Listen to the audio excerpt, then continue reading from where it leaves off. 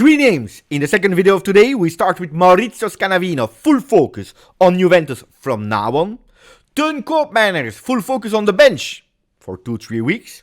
And the agent of Andrea Cambiaso, that totally changed his narrative. The words from February the 6th are totally different than today. Not even 2 months later, because we are the 2nd of April.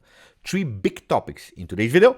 Ciao Juventini of the world, my name is Giuseppe, welcome back on the channel. I hope you are all doing well, I know it. I ask you a lot of times, but I count on you. Maximum of like, don't forget to subscribe, because now we start with Maurizio Scanavino. Full focus on Juve. This is the big title, this is what we hear and what we read a few minutes ago. You will tell me, Beppe, but this morning, Tuttosport was writing, and on their front page, Sognando Platini, dreaming about Platini. You told us yesterday that the intentions of John Elkann is to inject Juventinità.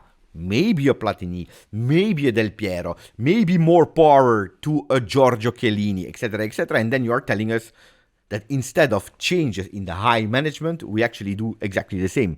Because now we focus on Maurizio Scanavino, that was already the CEO of Juve, and he will still continue to be the CEO of Juve. Just to tell you what's the news, because I understand that not all the people were able to receive that notification, especially because at the moment we have no Telegram group. Well, what is happening? The board of directors of GJustjuve, that editorial group, of Exor, they decided today to replace him. So there is a new president in GJustjuve, that is Paolo Cerretti, who cares, but that Maurizio Scanavino will full focus on Juventus from now on. So from a CEO of Juve, but he had divided tasks because he was also taking care of the group GJustjuve, well, from now on he will be full focus on Juve, 100% Juve. And then again, people will repeat me, Beppe, okay, but nothing is changing. It was the same person. Yeah, now he's focusing a bit more. What is the hidden message? Because I always try to understand, to read the hidden message, to understand what are the moves. Well, John Elkann, before the win against Genoa, what is he doing? He's taking the lead of Juve in approving, or actually asking, pushing, the dismissal of Thiago Motta, going fast, choosing Igor Tudor, already taking the responsibility. Some people are saying, the well-informed people are saying, to decide who will be the coach of 25-26. Could be Tudor, could be someone else. Anyway, he's taking the lead of Juve. He says, we push, we sack, we change. I invest already 15 million euro capital increase, so that no blah blah, no excuse. We focus on the field, sporting result. And I'm already ready to go up to 110 million euro. He goes, he watches the game, he goes into the locker room after the game to speak with Tudor, to speak with the players, something that we are not always used from John Elkann. And today he's saying to his right hand, right arm, right hand, right man, I don't know, but one that is working closely with him since years, that is trusting so much, basta. Full focus now on Juve. I want you to be there 24/7, always. From the morning to the evening, I want you to know every single detail, things that you cannot to know if you are there partially, if you are also busy with other things. Which means that it's pushing away a sale of Juve, it's pushing away the big voices. We made a video about it, about Tether investing, buying shares. They don't care about Juventinità, they don't care about Juve because, or Juve ownership, because Milan was also with Berlusconi, without Berlusconi. Anyway, he pushes all these voices saying, I take the lead. I am not the president, I am not leading firsthand, but I take the lead here and I put the man that I trust the most. How long will it be? I don't know. Will it be until the end of the season? Will it be that Scanavino will be the first one, the first man to pilot, to change some things in La Società with a new structure? It could be, but some things are happening there. We will discover if it's a good news or if it's a bad news. We will discover it soon. The hidden message, according to me, and I have no confirmation at the moment, is John Elkann that said, basta. I want eyes, I want ears, 24/7 there. Scanavino, take care about it. And I want a call twice a day about what is happening with Juventus. That being said, we close that chapter and we go toward the second one. Koopmeiners, attenzione bomba, because we spoke about it yesterday, that Koopmeiners was out of the team against Roma. You remember, we were putting Nico Gonzalez there. We were putting Koopmeiners there. We were putting everyone except of Koop because we said he didn't play well. Tudor watched him, saw it, and admitted it at the microphones. So what is he doing now? According to Repubblica this morning, Tudor is putting a break. He's putting him in break.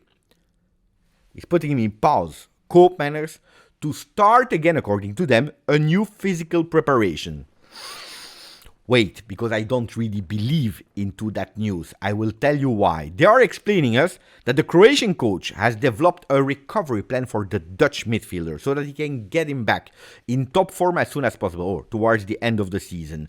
According to Repubblica, Koopmeiners will carry out personalized training for 2-3 weeks, focusing on eliminating an excess of lactic acid and regaining strength. He will be relieved of excessive pressure on the field. He will initially remaining on the bench with the possibility of playing only parts of the match, it says. First of all, I have never heard in football an excess of lactic acid. What the F is that? I have no idea. No, but guys, every time that there is something new, it happens to Juve. Plusvalenza, Calciopoli, this betting scandal, doping, it's always to Juve. Now we have an excess of lactic acid. Lactic acid, I'm thinking about milk. Well, I went to Google and I asked, what is lactic acid? They told us, Beppe, attention, it's a buildup of lactic. So, excess of lactic acid is a buildup of lactic acid in the bloodstream that can occur when the body pressure or procedures too much or cannot metabolize it quickly enough, potentially leading to a serious medical condition. I still don't know what is lactic acid, so I ask again. They are telling me it is a natural byproduct of the body metabolism, particularly during intense physical activity or when there is a lack of oxygen to the tissue. So they are telling me that one of the causes of that overproduction of lactic acid is or reduction of oxygen or infection or an intense activity, intense exercise. Now, I'm not sure if Koopmeiners worked too much, but I didn't see it anyway on the field, or at least maybe he did, but on the field it was not translated like that. I tell you guys, there is also there a hidden message. I don't believe, guys. I don't believe that Koopmeiners is totally lacking that physical preparation. Maybe it's not the top one. Maybe it's not the most informed, whatever you want. But I don't believe that at 8 games of the end of the season, Igor Tudor, that is actually playing, he's reconfirmed at Juve, his extension at Juve, him being confirmed being the next coach, he says to one of the biggest transfer, you know what? We will put you out of the team for 2-3 weeks so that you can start again a preparation, a physical preparation, so that you can equalize the other ones. I can understand that he's doing extra exercises. I can understand that he's doing less exercises to rest.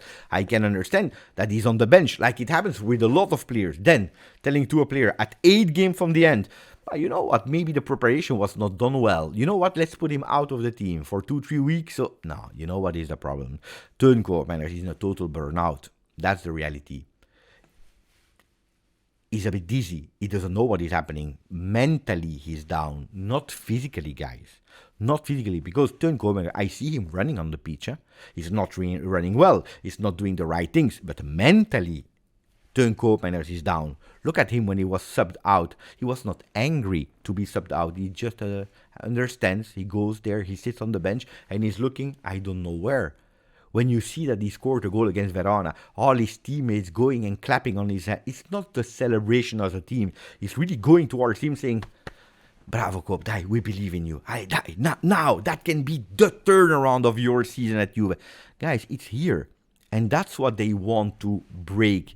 Taking a bit of stress for 2 weeks, for 3 weeks. Then, you don't know, he enters the 5 last minutes against Roma. He scored a decisive goal. And mentally, while also being assisted at Juve, being supported at Juve, he can unlock. It can be, but that physical condition, I don't believe too much in it. Guys, we don't have already a lot of players. Without Fagioli, we have only 4 players in the midfield, because I'm not even counting Douglas Luiz.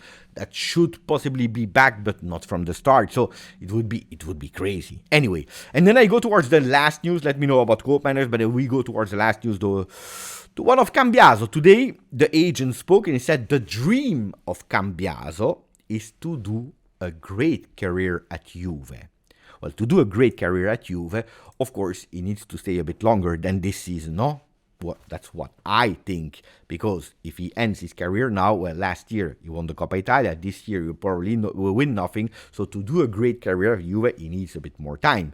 He needs a few seasons. He spoke about this season, he said, look, it has been a really positive season, speaking about him personally, about Cambiaso, that started extremely well. He did some fantastic performances, and until there I agree with him. And then he speaks about the fact that he had that little problem at the Caviglia, saying, you know, that small problem that was annoying to him. Then when he thought that he was back, he had it again. Now he missed the game again. Hopefully he can now focus and finish the season with Juve. Bah. True or not, yeah, political talk. Then he didn't speak about Mercato voices, there in that one, speaking about the season. Then about Thiago Motta and Tudor, he said no problems with Thiago Motta. The coach that actually gave him a chance at high level when he was at Bologna back then. No problems here, always said thank you to him personally. Cambiaso had never a problem with any coach, so he will also hug and welcome Tudor, and he will give everything for Tudor. Political talk also there. But then there is the interesting part, the Mercato part, where he says he's absolutely concentrated on Juventus. It's totally normal that there are a lot of interest because he's one of the strongest fullbacks of Europe. There will be some movements in the summer, like for example Alexander Arnold, that looks like he will go to Real Madrid. There are a lot of things that are about to switch, to move, but he, in this moment, is absolutely not interested in anything. His objective is to do well with Juve. He is absolutely happy at Juve. He always said it in thousands of ways that he's extremely happy here. His dream is to bring back Juventus at high level, to play with Juve and to do a great career at Juve, helping the club to be again a winning team like the big ones in Europe. But I have absolutely no doubt that in 1 or 2 years, Juventus will be able to be back there at that level. Beautiful words, huh? For the lovers of Andrea Cambiaso, for the ones that believe in Andrea Cambiaso, fantastic words. Oh, Andrea Cambiaso, Italian, 24 or 25 years, national team player. We wanted Juventinità. We wanted that Italian DNA as well at Juve, especially this morning we spoke about Tonali in the first video. But then I'm someone that, okay, I'm a bit older, but my memory is still working. I go back to February the 6th, so it's not even that long. It's not even 2 months ago, where he said, Cambiaso, Guardiola really wanted him. Juventus will explain what happened. Two total different versions. Here it's not speaking anymore about Manchester City. It's not speaking anymore about Guardiola. It's not speaking about anymore Juve that needs to explain what really happened. Now it's everything is fantastic. Everything is doing well. With Thiago Motta, with Tudor. Beautiful. He had a fantastic career. Only the injuries blocked him. He wants to stay. He wants to do an extremely beautiful career at Juve. Guys, my opinion, maybe the interest of Manchester City is not exactly the same anymore. Maybe there is no interest anymore for Manchester City to spend 60, 70, 80 million euro. The one that Juventus was requesting in the winter for the Italian boy, and said, you know what, we go for another objective, maybe cheaper, maybe for that money, but another profile that we have in mind. And maybe now the agent is obliged to go back to his words. Or maybe Juve told him, oh, what are you saying? What are you saying? Juve needs to explain. Juventus will explain nothing.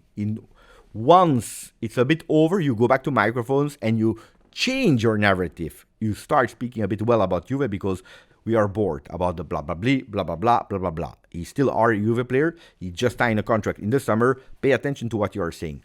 Guys, this is what I think.